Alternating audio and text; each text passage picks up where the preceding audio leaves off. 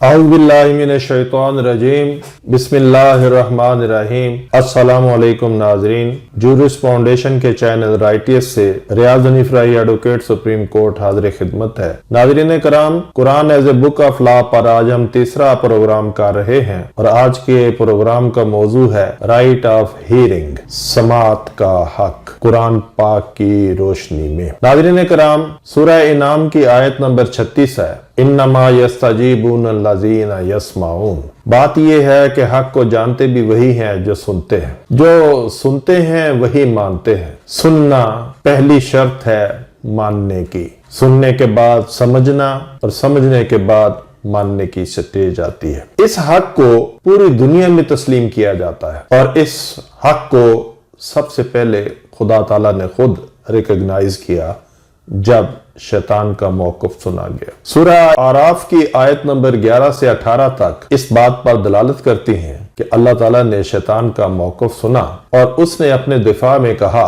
कि मैं आग से बनाया गया हूं और आदम जो है मिट्टी से बनाए गए हैं, लिहाजा मैं इनको सजदा क्यों करता। अल्लाह ताला ने इसको धत्कार दिया और उसने क़यामत तक अल्लाह की मखलूक को गुमराह करने की इजाजत ली और सबसे पहले हमारे बाप यानी हजरत आदम अलैहिस्सलाम को गुमराह किया। कुरान पाक में ही सूरह रहमान की आयत नंबर 8 में अल्लाह ने फरमाया, अल्लाह ततगौ फिल मीज़ान, तुम मीज़ान कायम करते हुए हद से तजावुज़ ना करना। नाज़रीन कराम, दुनिया भर में इस हक की याद में 1 मई को यूनिवर्सल हॉलीडे मनाया जाता है, यानी इस बात की याद में कि शिकागो के मजदूरों पर अंधाधुंध फायरिंग करना गलत था, उनका मौक़िफ़ सुना जाना चाहिए था, वो तस्लीम भी हो सकता था और रद्द भी हो सकता था, मगर मौक़िफ़ सुने बगैर उन पर गोली चलाना गलत था। ये हक दुनिया के हर मजहब और मसलक के अंदर मुसल्लम है और दुनिया भर के लोगों में ये हक तस्लीम किया जाता है, इसके ऊपर कोई इनकार नहीं। मगर हमारे यहाँ फैसला करने वाली कुव्वतें आजकल सुनने की कैपेसिटी से आरी हो चुकी हैं। हम अदालतों में माहौल देखते हैं, वहां पे भी जजेस तकरार कर रहे होते हैं, क्रॉस क्वेश्चन कर रहे होते हैं, खुद से बहस कर रहे होते हैं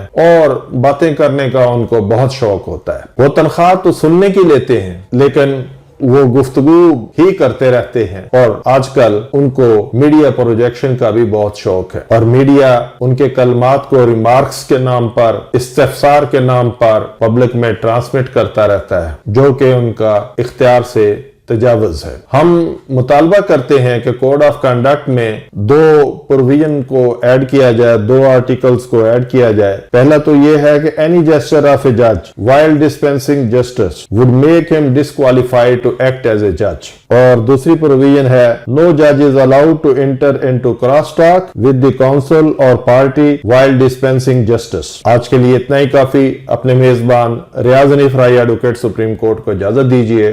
अल्लाह हाफिज।